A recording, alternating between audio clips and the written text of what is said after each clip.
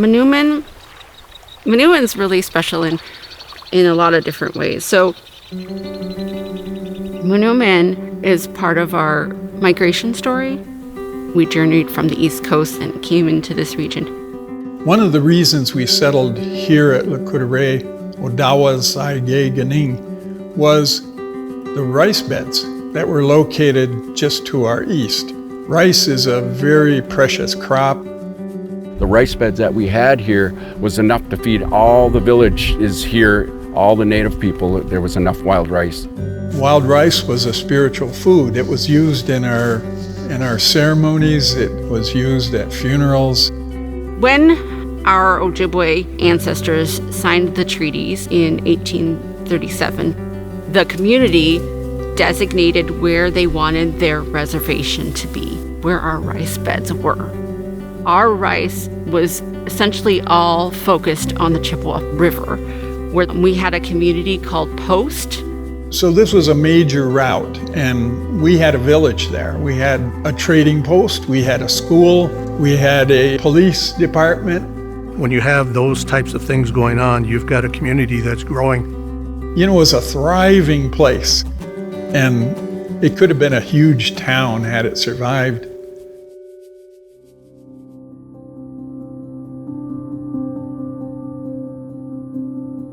The Wisconsin-Minnesota Light and Power Company began exploring the idea of flooding the Chippewa River.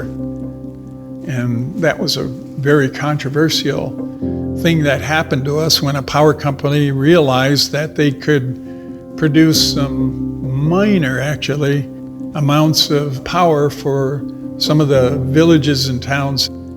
Building of the dam and creating the Chippewa Flowage was for the tourists, and it was for the power company. I mean, the power company didn't benefit the tribe at all. Their promises weren't kept. And the chiefs said, no, we don't want your money, we don't want your land. What we want is our village, or where we live now. And it didn't matter. They already were in the process of flooding the flowage, building the dam. So that's how we lost all this.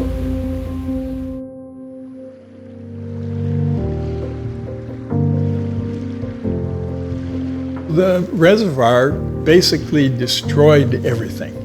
It destroyed all the buildings, the huge trees that were located there. They were just simply cut down, and the people were shipped off. They became refugees in other places of the reservation. Our ancestor grandparents having to be tied to a wagon crossing the creek where the horses' heads were just sticking out of the water crying. Families having to carry their loved ones' bones, in buckets to carry them to the new village. I think the aftermath of the reservoir was really damaging because we didn't have the rice that could sustain a whole village of people. The economy's dried up completely. There was stark poverty. There was a high infant mortality rate, and people were just eking out a living. Lard and butter and salt. I mean, that was a lot of what their sandwiches consisted of back in the days. For the people of Pequawong and my family and our ancestors, we lost everything, everything. But today, their descendants are very active in trying to generate a new sense of community over their loss. There's been a lot of progress throughout the Elcio tribe as a whole. We have a group up there at New Post, for example, trying to restore some of the dances that they used to do there in the old village. They have some gatherings for feeding people in the community. And we've really fought to get wild rice back onto our landscape. Prior to our program, there was really the Billy Boy Flowage and the marsh that had decent amounts of rice. None of them were quite big enough to open up and harvest for the community, but they were a building block. Since then, we have seeded and it has thrived. It's not quite big enough to harvest yet. Wild rice is very selective of the habitat in which it resides. Good mucky bottoms, high water quality, and so a manure bed is naturally in a wetland. with the wetlands. In order to build our beds, we really have to be vigilant. So that means monitoring water quality, doing field observations.